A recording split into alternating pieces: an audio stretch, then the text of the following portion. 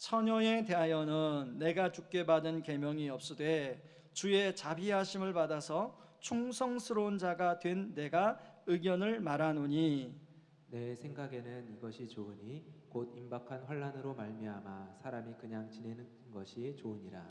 내가 아내에게 매였느냐 노이기를 구하지 말며 아내에게서 노였느냐 아내를 구하지 말라.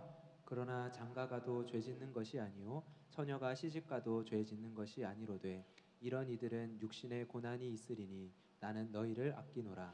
형제들아 내가 이 말을 하노니 그때가 단출하여 진 고로 이후부터 안에 있는 자들은 없는 자 같이 하며 우는 자들은 울지 않는 자 같이 하며 기쁜 자들은 기쁘지 않은 자 같이 하며 매매하는 자들은 없는 자 같이 하며 세상 물건을 쓰는 자들은 다 쓰지 못하는 자 같이 하라. 이 세상의 외형은 다 지나감이라. 너희가 염려 없기를 원하노라. 장가가지 않은 자는 주의 일을 염려하여 어찌하여야 주를 기쁘시게 할까 하되 장가간 자는 세상 일을 염려하여 어찌하여야 아내를 기쁘게 할까 하여 마음이 갈라지며 시집가지 않은 자와 처녀는 주의 일을 염려하여 몸과 영을 다 거룩하게 하려 하되 시집간 자는 세상 일을 염려하여 어찌하여 남편을 기쁘게 할까 하느니라. 내가 이것을 말함은 너희의 유익을 위함이요 너희에게 올무를 놓으려 함이 아니니 오직 너희로 하여금 이치에 합당하게 하여 흐트러짐이 없이 주를 섬기게 하려 함이라. 그러므로 만일 누가 자기의 약혼녀에 대한 행동이 합당하지 못한 줄로 생각할 때에 그 약혼녀의 홍기도 지나고 그같이 할 필요가 있거든 원하는 대로 하라. 그것은 죄 짓는 것이 아니니 그들로 결혼하게 하라. 그러나 그가 마음을 정하고 또 부득이 한 일도 없고 자기 뜻대로 할 권리가 있어서 그 약혼녀를 그대로 두기로 하여도 잘하는 것이니라. 그러므로 결혼하는 자도 잘하거니와 결혼하지 아니하는 자는 더 잘하는 것이니라. 아내는 그 남편이 살아있는 동안에 매여 있다가 남편이 죽으면 자유로워 자기 뜻대로 시집갈 것이나 주 안에서만 할 것이니라. 그러나 내 뜻에는 그냥 지내는 것이 더욱 복이 있으리로다. 나도 또한 하나님의 영을 받은 줄로 생각하노라. 아멘. 여러분, 문화라는 말을 많이 들어보셨을 것입니다. 문화라는 말을 사전에서 찾아보면 이렇게 설명되어 있습니다. 문화는 한 사회에서 공통적으로 나타내는 독특한 생활 양식이다. 여러분, 20세기에 들어와서 대중문화가 발달하면서 문화의 개념 안에 어떤 개념이 더 추가됐냐면 문화하면 세련된, 고양 있는, 교양 있는, 고급스러운이라는 의미가 담게 되어졌습니다. 그래서 그런 문화가 우리의 삶에 다양하게 영향을 미치고 있고 우리도 생각보다 그런 문화의 영향을 받으며 살아가고 있습니다. 예를 들면 예전에는 양복에는 반드시 구두만 신는 것이 하나의 정석이었습니다. 그런데 최근에 패션의 흐름을 보면 양복을 입었는데 양복에 운동화를 신는 것이 또 하나의 패션의 흐름입니다. 이것이 바로 문화가 영향을 미친 결과죠. 그 외에도 굉장히 많습니다. 문화가 우리 삶에 영향을 미친 것들. 예를 들자면 끝이 없습니다. 그런데요, 문화가 이런 패션에게만 영향을 미치는 게 아니라 여러분 우리의 삶에 살아가는 중요한 가치들에게까지도 영향을 미친다는 것입니다. 실제로 사람들은 아무렇지도 않게 그런 문화가 내리는 가치의 결정들을 따라가는 형국 가운데 지금 우리가 살아가고 있습니다.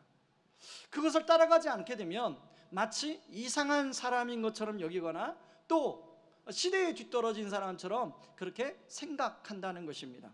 제가 예를 하나 들어보겠습니다. 여러분, 혼전순결에 대해서 우리 부모님들은 다 하나같이 오늘 예배드리는 우리 제 나이 때 혹은 다 부모님들은 당연히 혼전순결을 하는 게 그거 맞지 않아? 라고 하는 생각 가운데 살아갈 것입니다. 10년 전만 해도요 많은 사람들이 그게 대세였습니다. 아니 결혼 전에 그렇게 그런 육체적인 관계를 가지면 안 되지.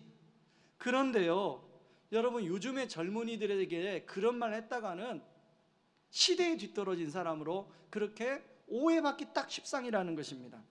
실제로요 서울의 한 명문대에 다니는 한 여학생이 자기 학교 게시판인 그 학생들 그 홈페이지 게시판이 대나무 숲이라는 게 있거든요. 그 대나무 숲에 올린 글입니다.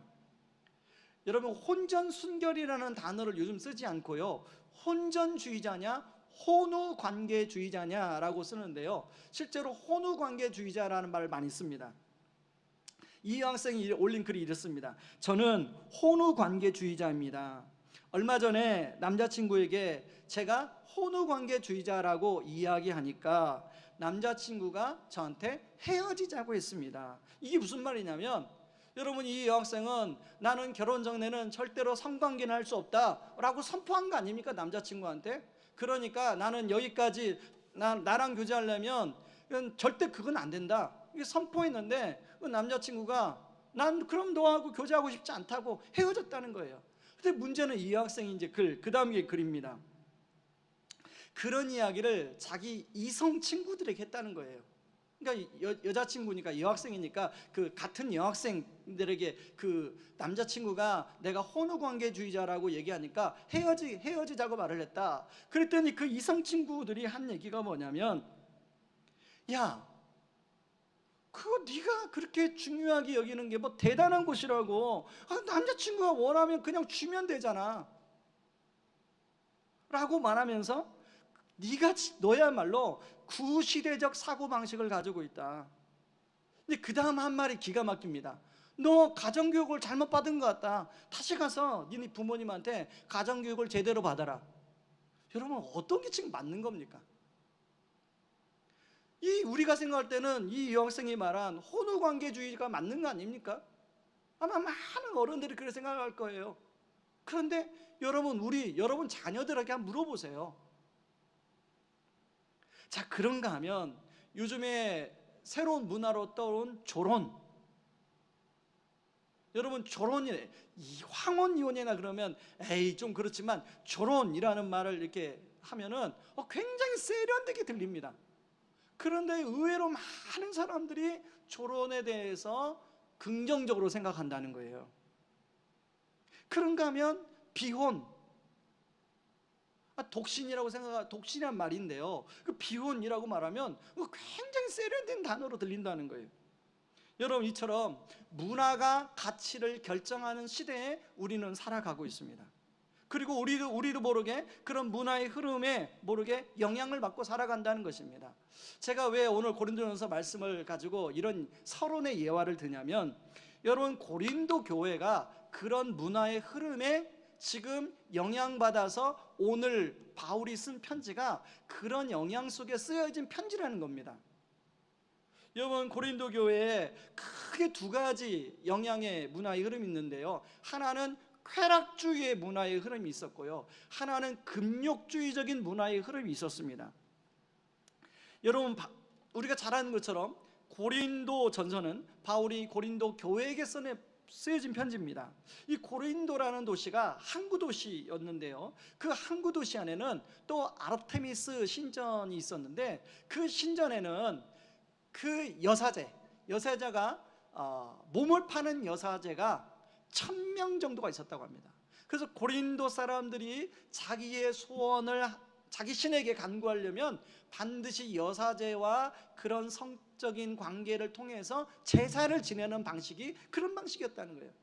그러다 보니까 고린도 교회 성도들이 그런 영향을 그대로, 그런 문화의 영향을 받고 살았다는 거예요. 그래서 영어 단어에 보면 고린시안이라는 단어가 있는데, 이 단어는 성적으로 부도덕스럽다라는 단어예요. 이 고린도에는 아주 성을 자유롭게 누리고 즐기고 쾌락을 추구하는 그런 문화의 대세의 흐름이 있었다는 것입니다. 그래서요, 여러분, 이거에 대해서 바울이 바로 우리가 7장 전에 5장 6장을 이런 음행의 문제, 성적인 자유로운 쾌락주의에 빠진 사람들을 향하여 바울이 권면하고 쓰고 있습니다. 5장 1절은 이렇게 시작합니다. 여러분 가운데 음행이 있다는 소문이 들립니다.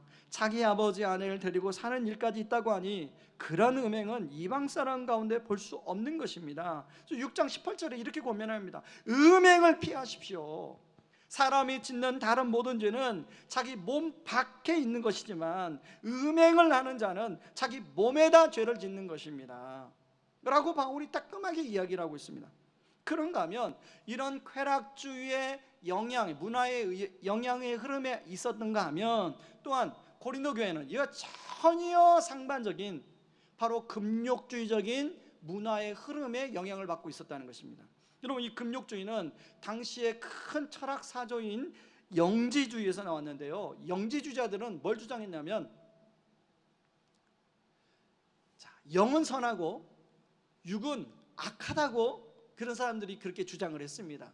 그래서 영적으로 뭔가 신비적인 그런 체험을 하는 것을 굉장히 중요하고 생각하고, 육은 악하니까 무시하고 하찮은 거라고 생각했어요. 그래서 이제 결혼을 정당하게 남자와 여자가 사랑해서 결혼하는 거, 그게 의미 없는 것이다 라고 생각을 했어요. 그런데요, 고린도 교회 사람들이 아까 쾌락주의 문화의 영향에도 흐름을 받았지만 이런 금욕주의자, 영지주의에 한번 우리가 질문해 보자, 어떤 것이 맞는지 해서 지금 바울이 고린도서 7장 26절에서 40절까지 거기에 말씀을 권면하고 있습니다. 바울은요,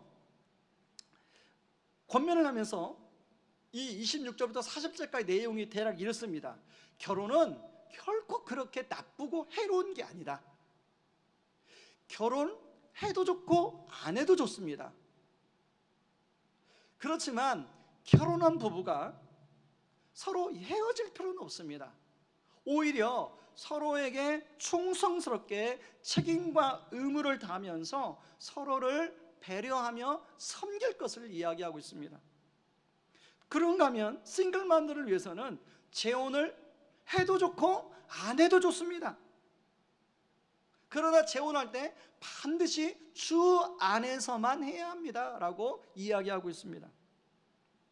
자, 오늘 본문을요, 언뜻 보면 여러분 오해하기 딱 십상이에요. 아마 우리 순장님들도 이제 오늘 다락방을 인도하려고 오늘 본문을 가지고 여러분들이 미리 예습도 하고 여러 번 읽어봤을 텐데, 이게 본문이 참 어려운 본문이에요. 까다로운 본문이에요. 설교자 입장에서도 오늘 같은 본문을 설교하는 게 되게 까다롭고 힘들어요. 그래서 이제 오해하기 쉬워요. 그냥 성경을 설렁설렁 읽으면 그 바울이 자기가 독신주의자니까 그 독신에다가 방점을 찍어서 그냥 자기 의견을 말하는구나, 이렇게 생각하기 딱 쉽습니다. 그런데요, 여러분, 그렇게 보는 것은 성경을 잘못 보는 거예요. 오늘 말씀을 한번 보시기 바랍니다. 자, 7장 1절 한번 보세요. 7장 1절. 자, 7장 1절을 우리 개역개정으로 읽으면 아까 그렇게 오해하기 딱 쉬운데요, 7장 1절을 원어를 가지고 잘 번역한 성경이 쉬운 성경입니다. 쉬운 성경 7장 1절을 쉬운 성경으로 우리 스크린에 나오는데 같이 한번 읽어볼까요? 여러분 성경 잠깐 내려놓고 스크린을 보세요. 자, 읽겠습니다. 이제 여러분이 내게 보낸 편지에 하고 따옴표가 있어요. 따옴표. 그 편지 내용이 어떤 내용이냐면, 사람이 결혼하지 않는 편이 더 낫다고 쓰여 있었어요. 그 편지에. 그거에 대해서 바울 사도님 어떻게 생각하십니까? 이거 묻는 거예요 지금. 그리고 바울이 그거에 대해서 지금 하는 답변입니다. 그러니까 다시 말해서 고린도 교회가 금욕주의적인 영향을 받아서 상당수 많은 사람들은 결혼하지 않는 것이 더 좋다고 이미 결론을 내렸어요. 자, 중요한 것은 바울이 여러분 이렇게 막 자기 어떤 독신주의적인 입장을 주장한다라는 오해를 받으면서까지 고린도 성도들에게 이렇게 권면하는 바울의 중심은, 진짜 마음은 무엇이냐? 여러분 고린도전서 7장 35절에 나와 있습니다. 사실 고린도전서 7장에 가장 핵심 구절을 뽑으라고 한다면 이 말씀이에요. 35절 같이 한번 읽어보겠습니다. 읽습니다. 내가 이것을 말함은 너희의 유익을 위하며 너희에게 올무를 놓으려 함이 아니니 오직 너희로 하여금 이치에 합당하게 하여 흐트러짐이 없이 주를 섬기게 하려 함이라. 자, 이것을 제가 쉬운 성경, 세번역 성경으로 다시 한번 스크린에 인용해 왔는데요, 제가 한번 읽어보겠습니다. 내가 이 말을 하는 것은 여러분을 유익하게 하려고 그러는 것이지 여러분에게 올가미를 씌우려고 그러는 것이 아닙니다. 자, 그 다음 밑줄 친 부분이 여러분 같이 읽을까요? 시작. 오히려 여러분이 품위 있게 살면서 마음에 헛갈림이 없이 오직 주님만을 섬기게 하려는 것입니다.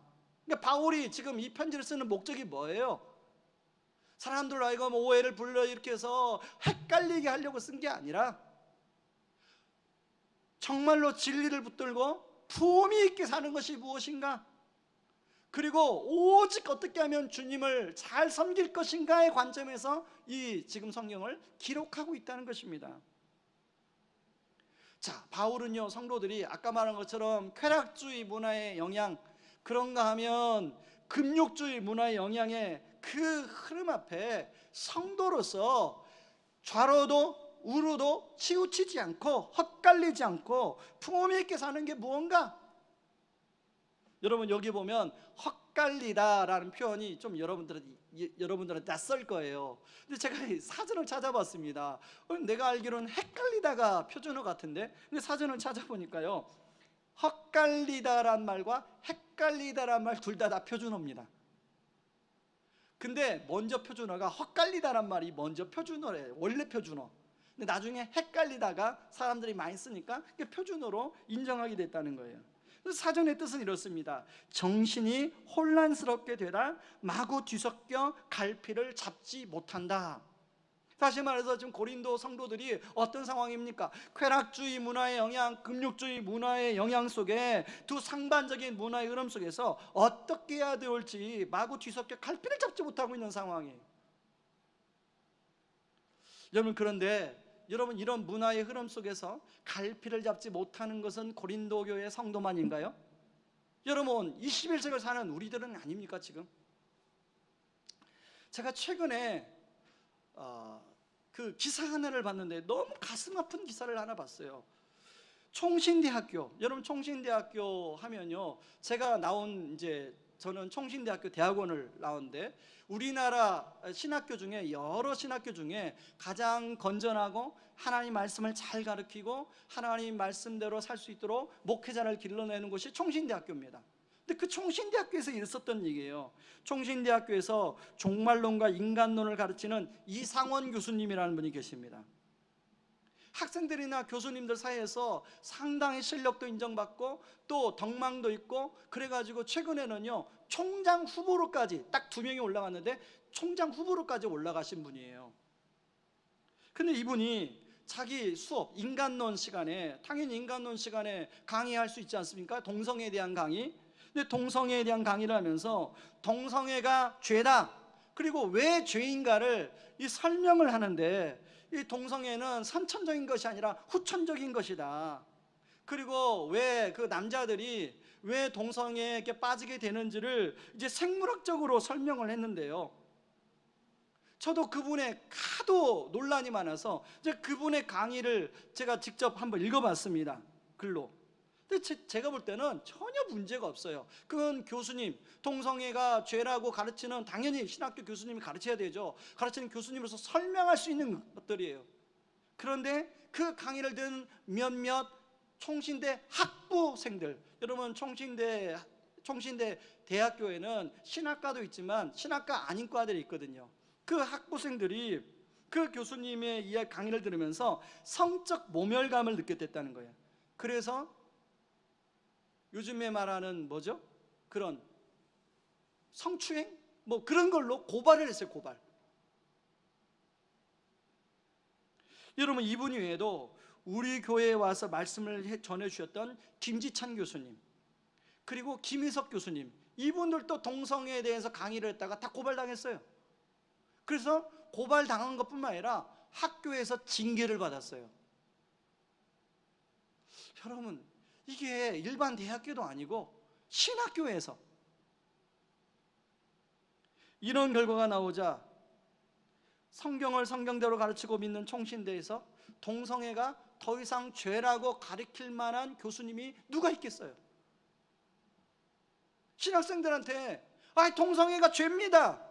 왜 죄입니까? 이렇게 해서 죄입니다라고 그렇게 더 이상 강의할 사람이 누가 있어요? 그렇게 강의했다가는 징계를 먹는데. 지금 우리 문화의 흐름이 지금 이렇게까지 우리 코앞에 와 있습니다. 무엇이 진리고 무엇이 진리가 아닌지, 무엇이 죄이고 무엇가 죄가 아닌지 어떻게 말할 수 없는 헷갈리는 상황 가운데 우리가 지금 살아가고 있어요. 그렇다면 이런 헷갈리는 상황 가운데 우리가 오늘 사도 바울의 권면처럼 헷갈리지 않으려면 어떻게 해야 되는가? 저는 오늘 두 가지 관점으로 좀 얘기하려고 하는데요. 첫 번째는 영혼의 관점을 갖는 것이 중요합니다. 영혼의 관점으로 현재를 바라보는 것이 중요합니다.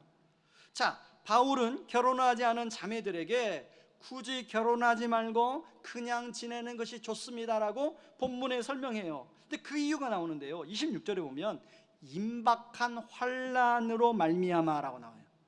이게 무슨 말이냐면 이제 여러 가지 의견이 있는데요. 곧 초대교회 성도들이 받았던 박해가 임박해 왔다는 걸 바울은 알았어요. 자, 박해 때가 오면 혼자 그 박해를 이겨내는 게 훨씬 쉽지, 결혼을 해서 자녀를 낳고 그러면 그 박해 시절을 보내는 게 훨씬 힘들고 어렵기 때문에 28절에 보면 나오지 않아요? 육신의 고난이 더 클 것이기 때문에 혼자 지내라는 거예요. 결혼하지 말고 혼자 지내라고 권면하고 있습니다. 자, 그런가 하면 29절에 이렇게 얘기합니다. 그때가 단축하여진 고로. 여러분, 이 말이 뭐냐면 종말의 때가 가까웠다는 거예요. 바울은 늘 주님이 머지않아 곧 오실 것이라고 생각하고 사역을 했습니다. 여러분, 이렇게 이제 이런 말을 우리가 들으면요, 어떤 생각을 하냐면, 아니 지금 2000년이 지났는데도 예수님이 안 오시는데 그 바울은 극단적 종말론주의자 아니었나? 라고 생각하기 쉽습니다.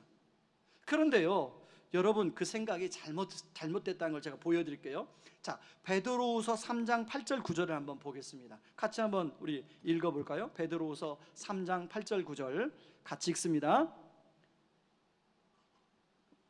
사랑하는 자들아, 주께는 하루가 1000년 같고 1000년이 하루 같다는 이 한 가지를 잊지 말라. 자, 9절, 주의 약속은 어떤 이들이 더디다고 생각하는 같이 더딘 것이 아니라 오직 주께서는 너희를 대하여 오래 참으사 아무도 멸망하지 아니하고 다 회개하기에 이르기를 원하시니라.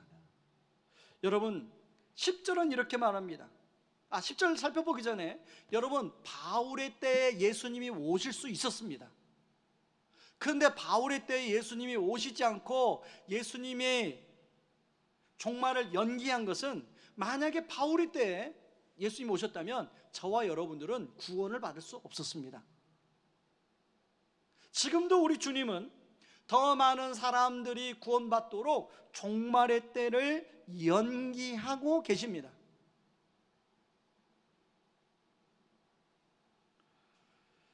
자, 10절에 뭐라고 말씀 나오고 있습니까? 자, 베드로가 다시 얘기합니다. 같이 읽습니다. 그러나 주의 날이 도둑같이 오리니 그날에는 하늘이 큰 소리로 떠나가고 물질이 뜨거운 불에 풀어지고 땅과 그 중에 있는 모든 일이 드러나리로다.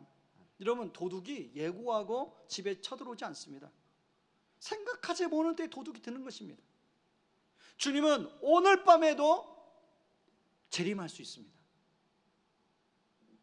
특히 오늘 다시 고린도전서 7장으로 가세요. 7장 31절에 보면 뭐라고 얘기하냐면 세상의 외형은 다 지나간다 라고 바울은 이야기하고 있습니다.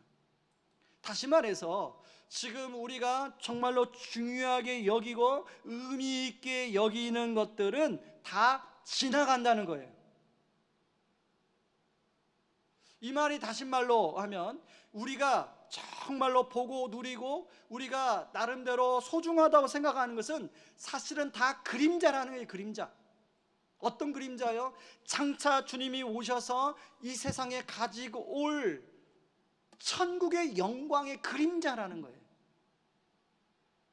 여러분, 2주 전에 나눈 하나님의 큰 그림에 대해서 제가 같이 예화로 나누지 않았습니까? 말씀으로.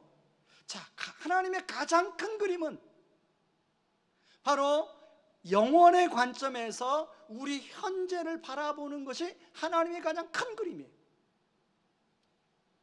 저는 저와 여러분이 누리는 정말로 좋은 것들, 그것들을 영원한 관점에서 바라보면 천국의 그림자일 뿐이라는 거예요. 진짜는 그 실체가 드러난다는 거예요. 바울이 이렇게 말하는 것은 고린도 교회 성도들이 그 당시에 현세적인 것들에 많은 관심을 가지고 살아갔음을 알 수 있습니다. 특별히 고린도전서 15장에 보면 부활에 대해서 이야기하는 내용이 나오는데요, 바울이 뭐라고 하냐면 많은 사람들이 부활을 안 믿어요. 너희 중에 부활이 있다는 것을 믿지 아니하는 사람이 있도다 라고 바울은 15장에서 이야기합니다. 이 말은 다시 말하면 많은 사람들이 지금 현재 살아가는 것에 나름대로 전심전력을 다해서 살아간다는 거예요. 그런데 여러분, 고린도 교회만 그렇습니까? 오늘날 우리는 어떻습니까? 우리는 천국에 대한 이야기, 종말에 대한 이야기, 성경을 통독하고 성경을 읽으면서 또 큐티하면서 봅니다. 그러나 막상 우리의 삶은 당장 눈앞에 펼쳐지는 어떤 문제, 어떤 고민, 그리고 어떤 중요하게 생각하는 것에 오히려 많은 걸 쏟고 살아갑니다. 그렇다고 해서 그게 잘못됐다는 게 아니에요. 그렇게 살아가야죠. 왜냐하면 우리의 주어진 삶에 충실하라고 했기 때문에. 그러나 문제는 뭐냐면 그렇게 살아가는데 종말이나 영혼의 관점으로 전혀 바라보고 생각하지 않는다는 게 문제입니다. 여러분, 종말의 진짜 주인공이신 예수님은 자신이 다시 오실 것에 대해서 성경에서 굉장히 자주 우리에게 말씀하셨습니다. 그 중에 하나가 마태복음 24장이죠. 마태복음 24장 38절 39절을 같이 한번 읽어볼까요? 같이 읽습니다. 홍수전에 노아가 방주에 들어가던 날까지 사람들이 먹고 마시고 장가들고 시집가고 있으면서, 39절, 홍수가 나서 그들을 다 멸하기까지 깨닫지 못하였으니 인자의 맘도 이와 같으리라. 자, 먹고 마시고 장가가고 시집가고, 이게 나쁜 게 아니죠. 이게 틀린 게 아니죠. 어떻게 보면 이 단어는 우리의 살아가는 일상을 상징하는 단어라고 할 수 있습니다. 그런데 문제는 뭐냐면, 여기서 강조하는 문제는 뭐냐면 그 일상에 온통 마음을 빼앗겨 종말이나 영혼의 관점을 전혀 생각하지 못하고 살아가는 삶을 지적하고 있어요.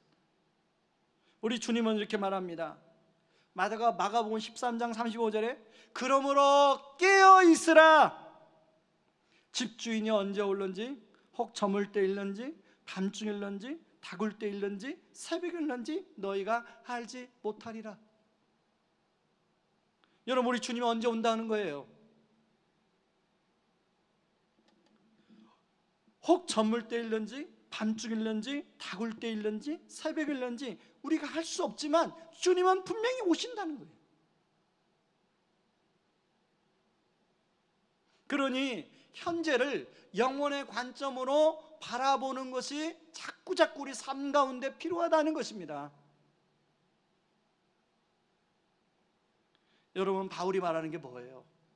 정말 우리가 지금 중요하다고 생각하는 외형들, 심지어는 남자와 여자로 만나서 이루는 부부관계일조차도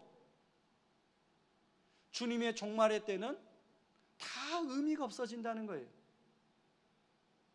여러분, 지난주에 여러분, 우리 마지막 때에 그 불이, 심판의 불이 임하여 모든 공력이 사라진다고 말씀하지 않았습니까?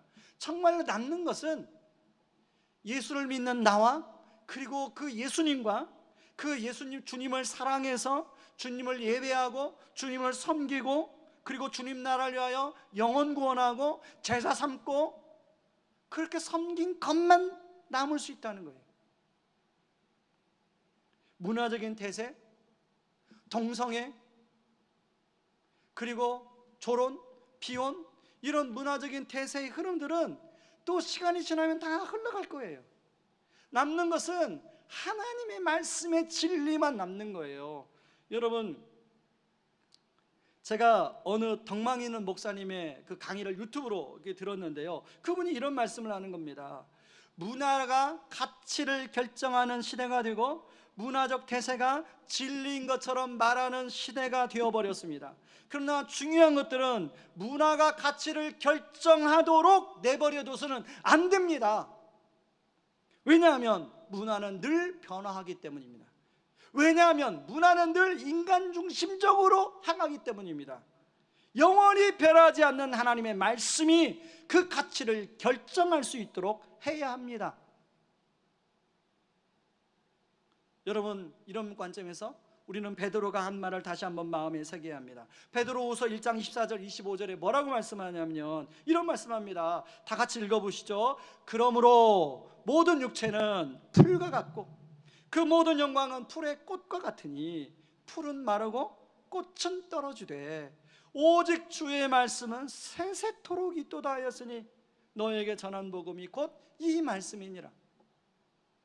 저는요, 학교 정원에 라일락이 있습니다. 라일락. 제가 가장 좋아하는 꽃 중에 라일락 꽃을 가장 좋아해요. 그래서 라일락이 필 때는 그 밑에 가서 한참 이렇게 묵상도 하고 생각도 합니다. 그 향기가 되게 좋아요. 제 소원은 그 라일락 꽃이 안 졌으면 좋겠어요. 그냥 1년 365일 내내 폈으면 좋겠어요. 진짜 제 소원입니다. 그런데요, 그 라일락 꽃이 하루가 지나고 이틀이 지나면 다 저무더라고요. 여러분 어떻습니까? 지금 여러분이 뭔가 굉장히 소중하게 생각하는 것이 있다면 여러분이 원하는 소원이 뭐예요? 그것이 360일 동안 사라지지 않았으면 좋겠잖아요. 아니, 여러분이 인생을 살 동안 전체 동안 사라지지 않았으면 좋겠잖아요. 그런데 뭐예요? 세상의 의형은 다 사라진다는 거예요.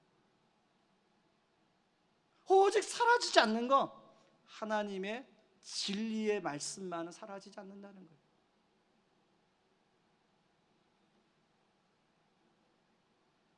여러분, 코로나로 우리가 힘든 시기를 보내고 있습니다. 이거 역시 영혼의 관점에서 보면 사실 작은 종말을 경험하는 거예요. 그런데 여러분, 이런 코로나로 인해서 우리가 겪는 여러 가지 어려움, 이런 작은 종말을 겪는 여러 가지 어려움이 있는데 진짜 종말이 오면 준비하지 않으면 이보다 큰 어려움을 겪는다는 거예요. 분명 이 코로나가 주님의 주권 안에 있다면 여러분, 이 코로나의 상황을 보내면서 우리가 진짜 구해야 되는 건 주님의 뜻이 어디 있습니까? 저는 우리 성도님들이 제가 이 코로나의 상황 가운데 순간순간마다 주님의 뜻을 찾고 구하는 그런 시간들이 되기를 주님의 이름으로 축원합니다. 오늘 목사님의 설교 가운데 이런 아주 굉장히 중요한 포인트를 하나 제가 발견했는데요, 이렇게 말씀합니다. 사람에게 하나님이 인간을 만드시고 세 가지 삶을 경험할 수 있도록 선물로 주셨다는 겁니다. 이게 첫째가 뭐냐? 생명이 태어나는 탄생. 여러분, 우리가 다 어머니 뱃속에 있다가 다 탄생하지 않았습니까? 그건 이거 이미 살아있는 사람이라면 다 첫 번째 선물은 받았습니다. 그런가 하면 두 번째 선물은 뭐냐면 예수를 믿고 하나님의 자녀로 새롭게 태어나는 중생. 여러분, 오늘 예수를 구주와 주님으로 믿는 많은 분들은 이 중생의 선물을 받았을 것입니다. 그런가 하면 세 번째 선물, 주님 나라에 들어가여 영원한 삶을 살게 되는 영생을 하나님은 선물로 주신다는 거예요. 근데 많은 사람들이 탄생만 경험하고 일생을 마치는 사람이 많다는 겁니다. 저는 오늘 예배드리는 모든 분들이 주님을 인격적으로 만난 중생을 경험했다면 앞으로 다가오게 될 영원한 삶에 들어가는 영생을 선물로 누리기를 주님의 이름으로 축원합니다. 자, 그런가 하면 헷갈리지 않도록 하기 위해서 어떻게 해야 되는가? 두 번째, 분명한 삶의 초점을 갖는 게 중요합니다. 여러분, 바울은 영혼의 관점에서 우리 삶을 바라볼 걸 이야기한 다음에요, 분명한 삶의 초점을 갖는 것을 이야기하고 있는데요. 자, 여러분, 고린도전서 7장 32절부터 34절 말씀을 한번 보시기 바랍니다. 자, 제가 스크린에 준비해 왔는데요. 제가 우리 저만 혼자 읽게 그러니까 지금 이게 사람이 한 명도 없진 않아요. 봉사자들이 있습니다. 저 몇 명 있습니다. 저 혼자 읽기는 좀 그러니까 여러분이 온라인 예배 드리면서 같이 따라 읽었으면 좋겠습니다. 너희가 염려 얻기를 원하노라. 장가하지 않은 자는 주의 일을 염려하여 어찌하여 주를 기쁘시게 할까 하되. 33절 장가간 자는 세상 일을 염려하여 어찌하여 아내를 기쁘게 할까 하여. 마음이 갈라지며 시집가지 않은 자와 처녀는 주의 일을 염려하여 몸과 영을 다 거룩하게 하려 하되 시집간 자는 세상 일을 염려하여 어찌하여 남편을 기쁘게 할까 하느니라. 바울은 결혼하게 되면 상대 배우자를 기쁘게 하는 일에 마음이 뺏길 수밖에 없다는 것을 이야기하고 있습니다. 그래서 주님께 이제 처녀 총각으로서 살 때보다는 주님을 온전히 기쁘게 섬길 수 없다고 이야기하고 있습니다. 다시 말하지만 여러분, 이 말씀은 지금 바울이 이게 잘못됐다 그런 말씀이 아니에요. 지금 아까 말하는 금욕주의적인 상황에서, 문화의 상황 속에서 하는 말씀이니까 오해하고 들으시면 안 됩니다. 지금 이들은 결혼하지 않으려고 지금 마음에 작정하고 있는 사람들이에요. 그런 사람들에게 뭐라고 얘기하냐면, 너희들이 그렇게 결혼하지 않고 마음에 작정한 이유가 문화적 흐름인 금욕주의 때문이 아니라 주님을 기쁘시게 하기 위함이야 된다는 것입니다. 여러분 잘 이해하셔야 됩니다. 여러분, 우리가 살아가면서 이런 문화적 흐름에 영향을 받을 수밖에 없다고 말씀드렸는데요. 여러분, 우리 이런 문화적 흐름 속에 혼란스러운 이유가 뭐냐면 가장 중요한 핵심, 초점을 우리가 잃어버렸기 때문에 그래요. 그 초점이 뭐냐면, 여러분이 세례 받을 때 아마 웨스트민스터의 교리 문답서를 가지고 다 질문을 받고 답을 했을 텐데요. 그 첫 번째에 나오는 게 이것입니다. 사람의 제일 되는 계명은 무엇입니까? 라는 질문이에요. 그 제일 되는 계명은 오직 하나님께 영광을 돌리는 것입니다 라고 답이 나와 있어요. 그거에 대해서 많은 사람들이 네 하고 알겠습니다, 아멘으로 받아들이고 세례를 받으셨을 거예요. 그런데요, 인본주의적인 문화의 흐름이 대세를 차지하면서 가장 중요한 하나님께 영광 돌리는 것, 하나님을 기쁘시게 하는 것, 이것이 우리 삶에서 지워져 버렸어요. 대신 어떻게 하면 나 자신을 기쁘게 하고 어떻게 하면 사람을 기쁘게 할까가 우선순위가 되어버렸어요.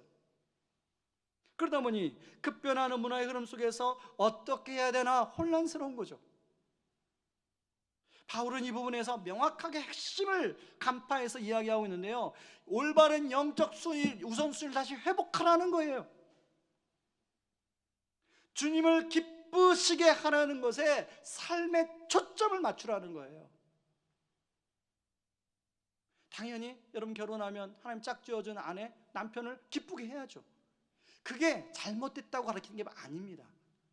우선순위가 바뀌면 우선순위를 제대로 해서 하나님을 기쁘시게, 주님을 기쁘시게 할까 하면 내가 사랑하는 배우자 당연히 기쁘게 하려고 한다는 거예요. 나를 낳아준 부모님 당연히 기쁘게 하려고 한다는 거예요. 여러분, 고린도전서 7장 39절에도 재혼을 주 안에서만 하라 하는 것도 이런 의미입니다. 믿지 않은 사람과 재혼을 하게 되면 주님을 기쁘시게 하는데 어려움이 생겨요. 다시 말해서 바울은 결혼도 재혼도 하는 것도 좋고 하지 않는 것도 좋지만 그 결정이 금욕주의를 통해서 내가 얼마나 절제를 잘하는 사람이고 지난주에도 나를 존재하고 내 존재를 증명해내려고 하는 이유 때문이 아니라 주님을 기쁘시게 함이 그 이유가 되어야 된다는 것입니다. 여러분, 요즘에 비혼주의를 선언하는 사람이 많습니다. 비혼주의가 아까 말한 독신이죠, 독신. 근데 비혼주의, 그래요, 결혼을 해도 좋고 안 해도 좋습니다. 근데 그 이유가 뭐냐면 비혼주의는 왜 비혼주의냐면 결혼을 하면 아내를 낳고 또 시댁과 또 처가를 신경 써야 되니까 차라리 그런 거 필요 없고 그냥 나 혼자 행복하게 사는 게 살겠다고 생각해서 비혼주의를 이제 하는 사람이 많다고 그래요. 그런 비혼주의가 아니라 여러분, 비혼주의를 선언해도 좋습니다. 그러나 그 이유가 주님을 어떻게 하면 기쁘시게 할 것인가가 초점이 돼야 된다는 거예요. 자, 이런 중심을 강조하는 법은 고린도전서 6장 20절에도 나와요. 여러분, 아까 고린도전서 5장 6절은 쾌락주의 문화의 흐름에 바울의 권면이라고 했어요. 근데 그 마지막 말씀 6장 20절에 바울이 뭐라고 얘기하냐면, 같이 읽어볼까요? 값으로 산 것이 되었으니 그런즉 너희 몸으로 하나님께 영광을 잠도 못 잡니다. 그런데 육아만 힘든 게 아니라 사춘기 자녀를 키우는 부모님들 만나보면, 목사님, 육아 힘든 건 아무것도 아닙니다. 사춘기 자녀들에서 오랜 인내가 필요해요. 그리고 결혼은 당사자만 하는 게 아니잖아요. 처갓집, 시댁 이제 같이 어울릴 수밖에 없는 상황인데요, 나와 맞을 수도 있고 안 맞을 수도 있어요. 맞춰가는 게 쉬운 일이 아닙니다. 많은 사람들이 결혼하면 저 남자가 내가 그동안에 추구하지 못했던 모든 것을 채워줄 거야, 저 여자와 결혼하면 모든 걸 채워줄 거야, 그렇게 결혼하면 여러분 낭피할 상황이 많이 생깁니다. 그 남자, 그 여자가 우리의 만족을 채워줄 수 있는 그런 완전한 그 갈망의 대상이 될 수가 없어요. 오직 주님만이 우리의 만족을 채워줄 수 있습니다. 완전하신 주님만이 여러분이 정말로 갈급하는 여러분의 갈증의 만족을 채워줄 수 있어요. 근데 그걸 한 남자, 한 여자에게 구한다는 것은 넌센스죠. 이런 면에서 사실은 많은 어려움 속에서 한 남자, 한 여자가 가정을 누르며 부부로 서로 몇십 년 이렇게 살아가는데요, 그래서 어떤 분은 그러더라고요. 결혼의 목적은 행복이 아니라 거룩이다. 저는 그 말에 참 한동안 이렇게 동의가 됐어요. 마치 그렇게 가정의 목적은 맞아, 거룩이야. 그런 과정 속에서 주님을 닮아가면서 내 참 모난 성품이 빚어지고 닮아지고 그러는 거지. 저도 거기에 참 동의가 됩니다. 그런데요, 저는 여기 하나 더 추구하고 싶어요. 가정의 목적은, 결혼의 목적은 행복이 아니라 거룩을 넘은 사명이라는 거예요. 그런 측면에서 저는 우리 미혼 청년들에게, 아직 싱글인 분들에게, 여러분이 결혼이나 재혼을 생각한다면 그 초점이 바로 하나님께 영광에 초점을 두고 그것을 생각하길 바랍니다. 그리고 기존의 가정을 이끌어가는 많은 성도님들도 우리 가정이, 지금 내가 이루는 가정이 정말로 하나님을 기쁘시게 하고 있는가, 이 초점을 다시 한번 맞추기를 바랍니다. 저는 지난주 월요일에 우리 교회에서 신앙생활 하다가 지방으로 이사간 한 성도님을 찾아 교제를 했습니다. 7년 만에 만났으니까 너무 반가웠습니다. 근데 이분과 제가 7년 만에 만나 교제하는데 깜짝 놀랐어요. 7년 전에 알던 분과 지금의 이분은 전혀 다른 분이 되어 있어요.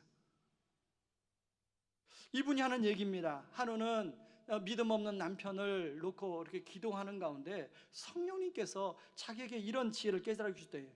요양원에 계시는 96세 된 시어머니를 집으로 모셔서 자신이 친히 돌봐야 되겠다라는 생각이 들었대요.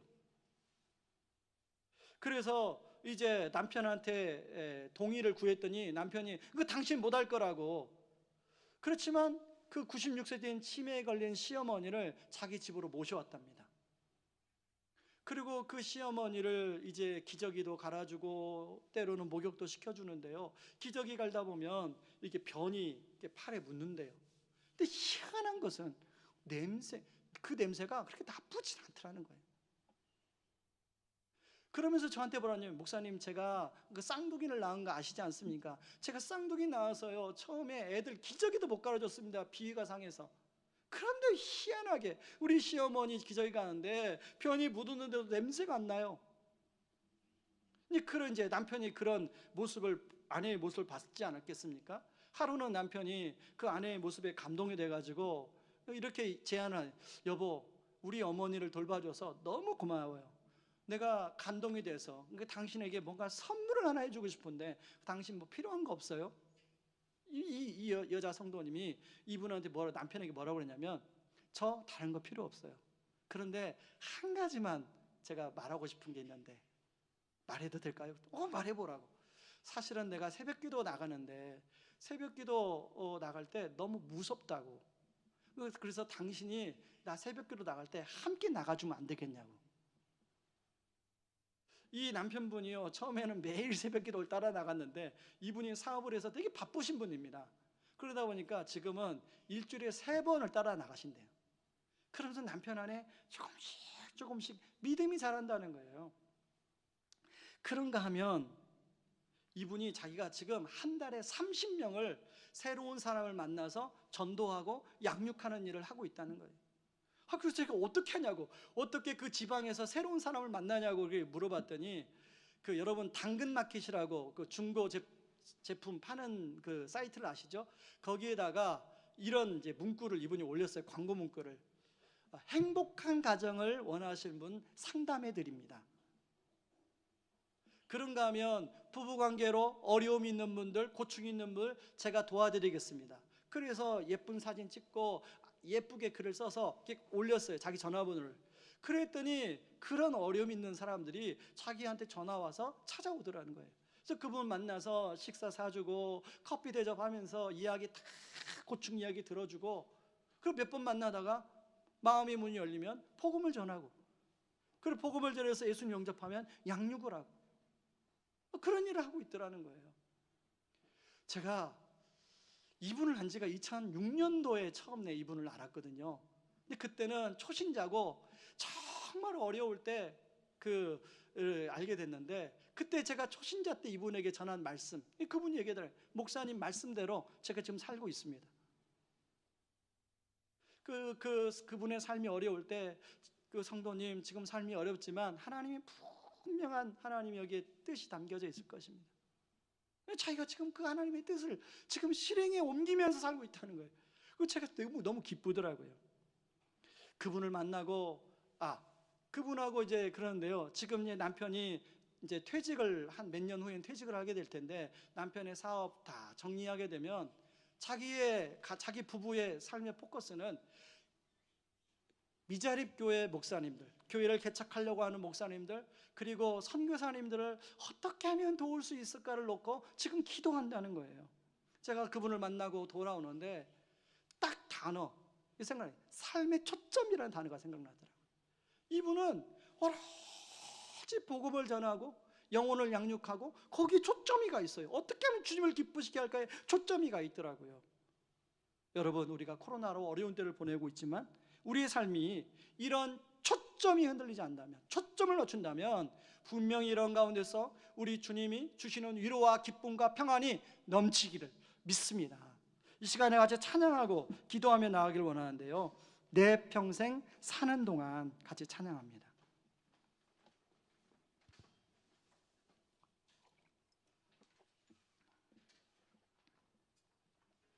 이 가사가 이렇습니다. 여러분 평생 사는 동안 여러분 무엇하며 살겠습니까? 이 찬양은 내 평생 사는 동안 내가 주 찬양하리라. 여러분, 우리 평생 사는 동안 여러분 우리가 주님을 기쁘시게 하는 것, 이것이 우리의 삶의 초점이 되길 바랍니다. 같이 찬양하며 나가겠습니다. 찬양합니다.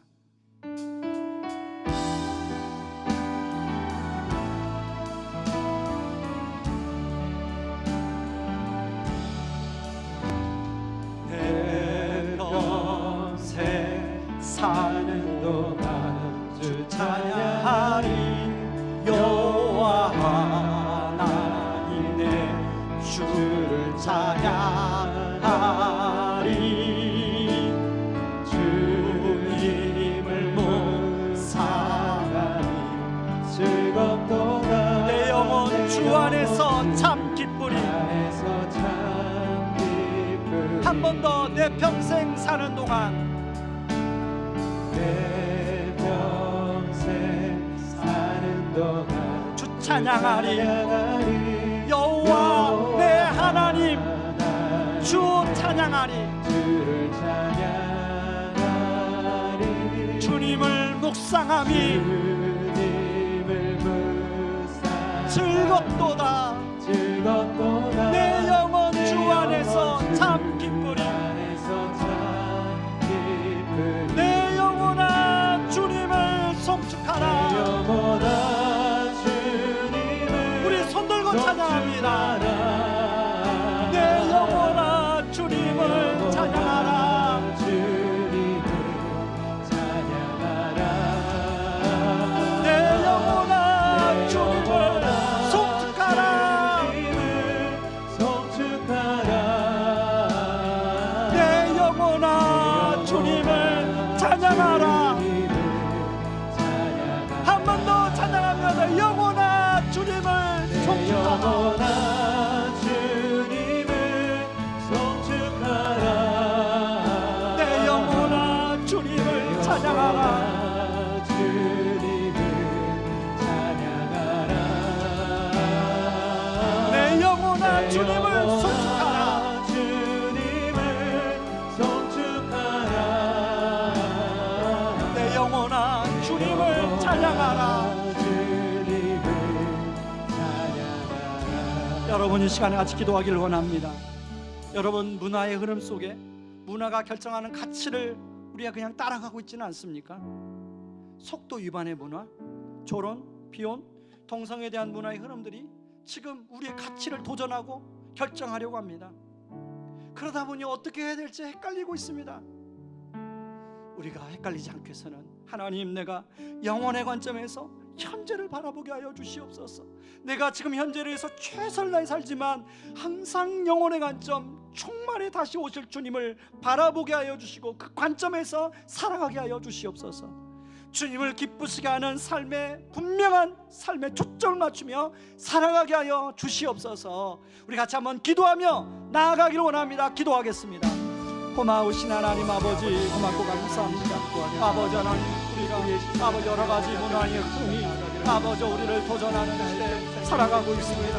그리스도교회만 아버지 그런 문화의 흐름이 우리를 도전하는 것이 아니라 아버지 속도 위반의 문화, 아버지 하나님 초론의 문화, 아버지 비혼의 문화, 아버지 동성에 대한 문화가 아버지 가정의 소중한 가치를 흔들고 있습니다. 아버지 하나님, 아버지 많은 아버지 우리 자녀들이 아버지 이런 가치 흐름에 영향을 받고 있습니다. 하나님 아버지, 아버지 어떻게 어떤 것이 진리고 어떤 것이 비진리인지, 어떤 것이 죄이고 어떤 것이 죄가 아닌지를 말하는 순간 아버지 진기를 당하고 아버지 해임을 당하는 아버지 그런 시대에 살고 있습니다. 아버지 하나님, 아버지 하나님, 우리가 이런 헷갈리는 상황 가운데 살아가고 있는데요, 아버지 영혼의 관점에서 아버지 현재를 바라보게 하여 주시옵소서. 아버지 하나님, 우리 삶이 아버지 너무나 현재 아버지 하나님 여러 가지 저점 여주 앞에 저지거며 마음을 쏟으며 전시 돌려가며 살아가 좋습니다. 그러나 아버지 정말에 다시 오실 주님, 아버지 하나님 재림하여 오실 주님, 아버지 영원한 천국의 관점에 대해서는 우리가 생각하지 않고 놓치고 살아갈 때가 많이 있습니다. 아버지 영원한 참된 정의가 실현되는 그날 아버지 하나님 이 땅에 보는 정의는 구현이 될 것입니다. 아버지 우리가 그 영혼의 관점에서 아버지 현재를 바라보며 살아가게 도와주시옵소서. 아버지 하나님 우리의 삶의 초점이 아버지 하나님 나를 위한 것이 아니라 사람을 기쁘게 하는 것이 아니라 아버지 주님을 기쁘시게 하는 것, 그것이 우리의 삶의 초점이 되게 하여 주시옵소서. 아버지 우리가 찬양하며 하는 것도 아버지가 기도하며 하는 것도 아버지 우리가 아버지 하나님 주님을 기쁘시게 하는 것, 이것이 삶의 초점이 되게 도와주시옵소서. 아버지 우리가 온라인으로 주성경을 드리는 것, 주님을 기쁘시게 하는 것이 삶의 초점이 되게 하여 주시옵소서. 아버지 하나님 이것이 우리 삶의 먹기를 원합니다. 이것이 우리 삶의 먹기를 원합니다.